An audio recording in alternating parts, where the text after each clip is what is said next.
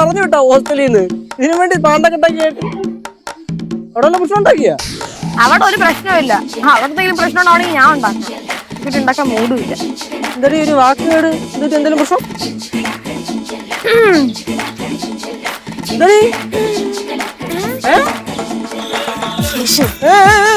ഉള്ളത് പറയാലോ, ഞാൻ വല്ലാത്ത ധർമ്മസങ്കടത്തിലാണ്.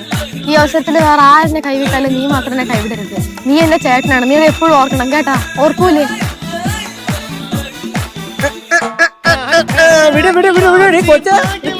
ഞാൻ പറഞ്ഞേക്കാം കേട്ടാ. ഞാൻ പോയി ചാടി വള്ളിയൊക്കെ എനിക്ക് അറിയാല്ല. അതേപോലെ വല്ലതിനും കയറി ചാടി അനുഭവിക്കാനാണ് നിന്റെ പ്ലാനെങ്കിൽ എടുത്തറിയാവുന്ന ഇല്ലല്ലോ എന്റെ ദൈവമേ. ഞാൻ നിന്നെ പോലെ പോയില്ല. നീ അഴിയ പോലത്തെ പ്രശ്നത്തിൽ പോയി ചാടില്ലേ? നീ ആദ്യം പുറത്തു വന്നു ബാക്കിയുള്ള ടെൻഷൻ അടിക്കാനായിട്ട്.